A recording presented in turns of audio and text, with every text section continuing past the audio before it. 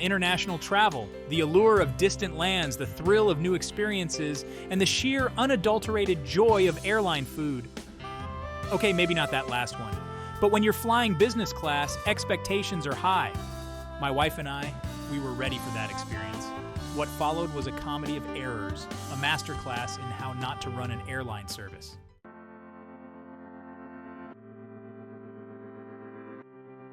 Emirates, renowned for its opulence, didn't disappoint initially. The plane was a marvel of modern engineering, sleek, spacious, with that new plane smell that promised a journey free from the lingering odors of past passengers. We settled into our seats, 8A and 8B, giddily exploring the array of buttons and features at our disposal. This was the life. Little did we know this initial euphoria was about to nosedive.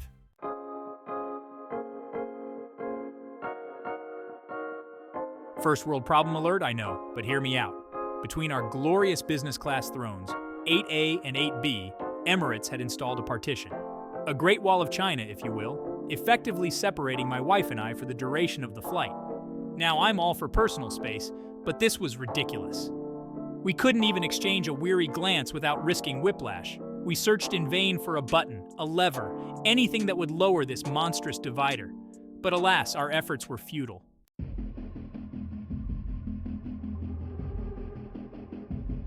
Okay, so the wall was a tad inconvenient. But hey, at least we had personal entertainment systems, right? Wrong. Picture this, a large, tempting touchscreen mounted on the wall in front of you. Now imagine that touchscreen is about as responsive as a grumpy teenager asked to unload the dishwasher. Emirates, in their infinite wisdom, had provided not one, but two remote controls. Neither, of course, actually interacted with the touchscreen. It was a technological tango of the absurd, a constant reminder that even in the lap of luxury, technology can and will betray you. We yearned for the simplicity of our iPhones.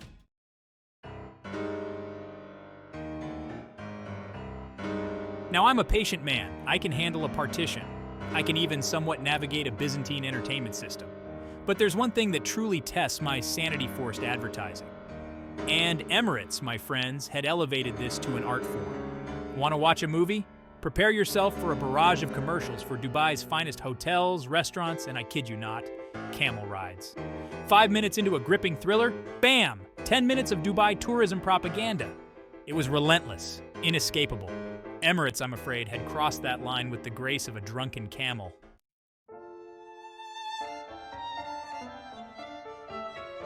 Now, you might be thinking, surely the service was impeccable. Well, dear reader, that's where our tale takes another nosedive.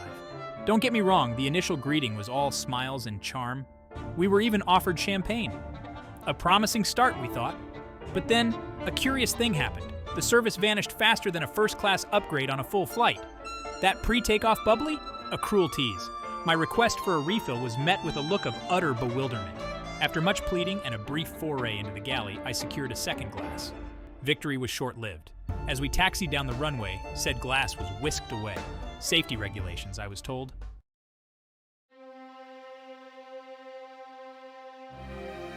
A stewardess, her face a mask of practiced indifference, glided over. Her tone suggested I was interrupting her tea break at Buckingham Palace. I croaked, my throat drier than a camel's saddlebag. S1, water, please. Sir, we haven't reached cruising altitude yet. She raised an eyebrow, a gesture that spoke volumes. It was as if I'd requested a full-blown banquet during a hurricane. I understand, but I'm rather thirsty. This, apparently, was a revolutionary concept. She sighed dramatically, as if I'd asked her to solve a complex mathematical equation, and disappeared down the aisle.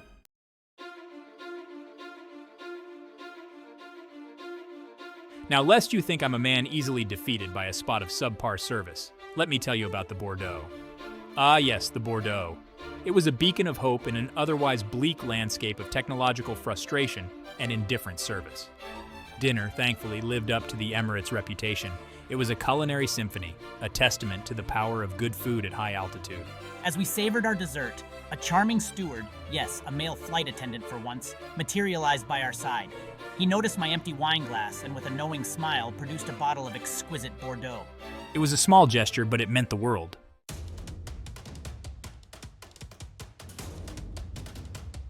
But like all good things on this flight, the Bordeaux buzz was fleeting. As I attempted to document this culinary triumph for posterity, make my Instagram followers jealous, I realized my phone battery was nearing depletion. No problem, I thought. I'll just use the in-seat USB port. Oh, the naivete. 3 hours later, after my phone had been plugged in longer than a Boeing 747 on a layover, I checked the battery level. It had gone from a dismal 11% to a slightly less dismal 14%. It was like trying to fill a swimming pool with a teaspoon.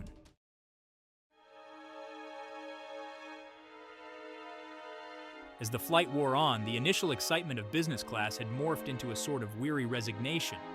We were trapped in a gilded cage surrounded by luxury but starved of basic service. Remember that partition I mentioned earlier? The one separating my wife and me?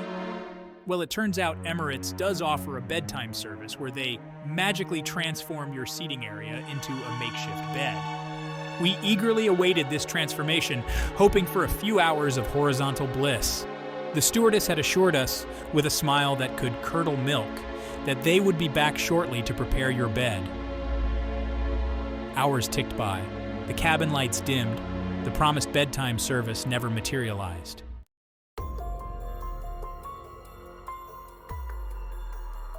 Remember that glass of water?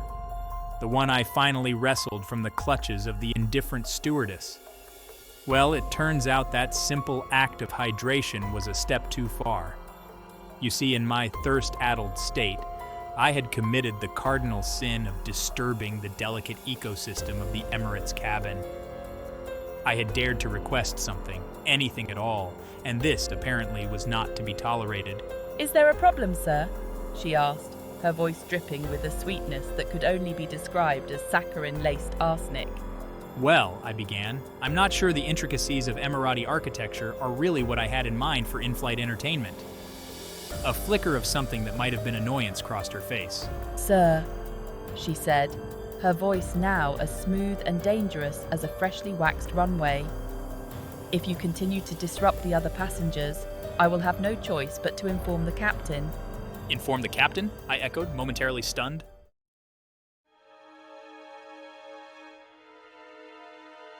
The air marshal. The mere mention of those words sent shivers down my spine. Now, I'm all for a bit of assertive customer service, but this seemed a tad extreme. Had I stumbled into an episode of Airline without realizing it? Were hidden cameras about to pop out of the overhead bins, capturing my shame for the world to see? I glanced around, half expecting to see burly men in aviator sunglasses closing in on my position. But no, the other passengers seemed oblivious to my predicament. Right, I mumbled, my voice now barely above a whisper. No problem.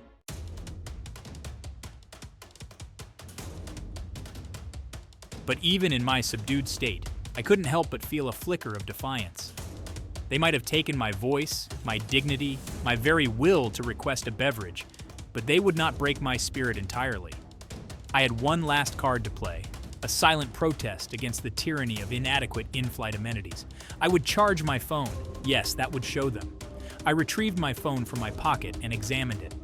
The battery icon blinked ominously, a digital death knell. I located the elusive USB port, tucked away discreetly beneath the armrest, and plugged in my charging cable.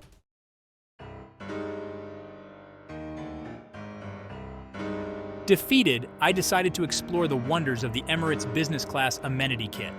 Perhaps, hidden amongst the miniature toiletries and oddly shaped eye mask, I would find a solution to my charging woes.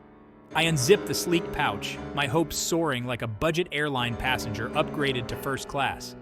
Alas, it was not meant to be. Inside, I found the usual suspects.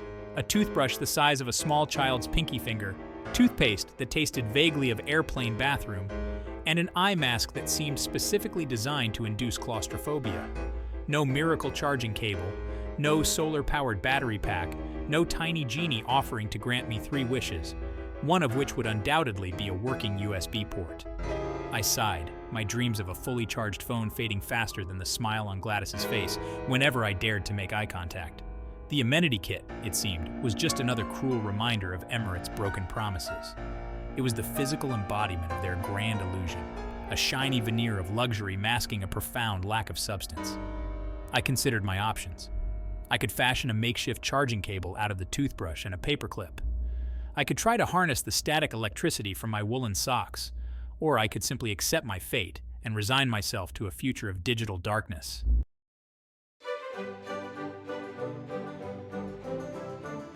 As if sensing my despair, the dinner service began. And here, dear reader, Emirates redeemed themselves, if only for a fleeting moment. Gone were the miniature disappointments of the amenity kit, replaced by a culinary symphony of epic proportions. The appetizer was a work of art. Delicate slivers of smoked salmon arranged in a rose-like configuration, accompanied by a dollop of caviar that tasted faintly of the sea, and dare I say it, hope. The main course was equally impressive. A perfectly cooked filet mignon, so tender it practically melted in my mouth, served with a medley of roasted vegetables that burst with flavor. Even the bread basket, usually a repository for stale rolls and disappointment, held a treasure trove of freshly baked goodness. Crusty sourdough, fluffy focaccia, and even a miniature baguette, its aroma filling the cabin with the comforting scent of a Parisian boulangerie. For a brief, glorious moment, I forgot all about the malfunctioning entertainment system, the indifferent stewardess, and the USB port from hell. I was lost in a world of culinary bliss, each bite a testament to the power of good food to heal even the most wounded of travelers' souls.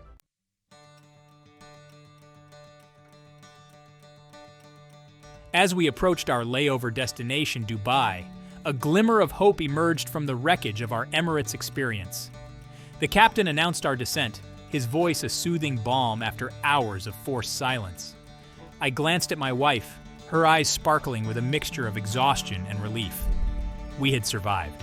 The layover itself was a whirlwind of activity. We navigated the sprawling airport with the grace of sleep-deprived gazelles, fueled by strong coffee and the promise of a fully charged phone at the gate. As we boarded our connecting flight, a sense of liberation washed over us. The Emirates leg of our journey was over. We had survived the Great Partition, the technological terrors, and the air marshal incident. We were, in the words of the great Douglas Adams, mostly harmless. And then a miracle occurred. As we settled into our new seats, I noticed something extraordinary. The USB port actually worked. My phone, sensing a kindred spirit, responded with uncharacteristic enthusiasm. Its battery icon, once a symbol of despair, now pulsed with newfound life. It was a small victory, but a significant one. Perhaps, I mused, the second leg of our journey would be different. Perhaps this new flight crew would understand the delicate balance between luxury and basic human needs. Perhaps, just perhaps, we might even get to see that elusive bedtime service in action. Only time and the whims of fate and the in-flight entertainment system would tell.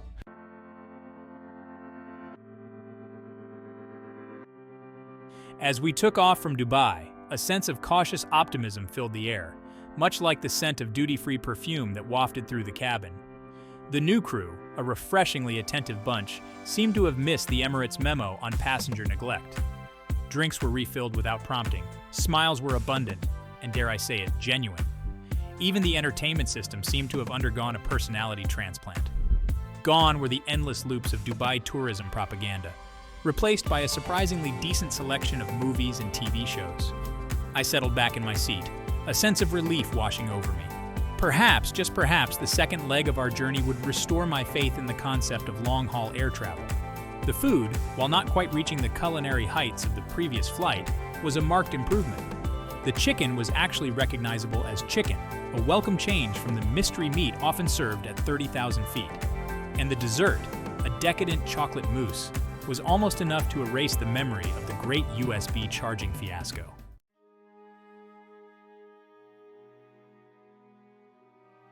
And so, dear reader, we arrive at the end of our tale.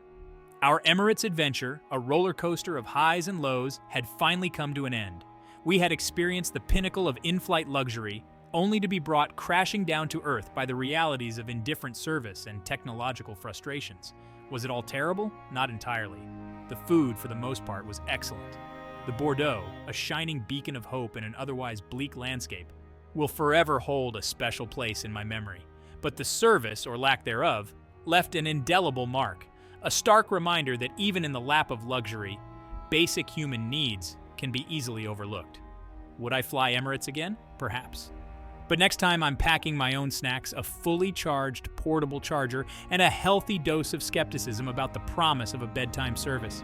Because sometimes, dear reader, the most important lesson learned on a journey is not the destination, but the importance of managing your expectations, especially when you're 30,000 feet above the ground.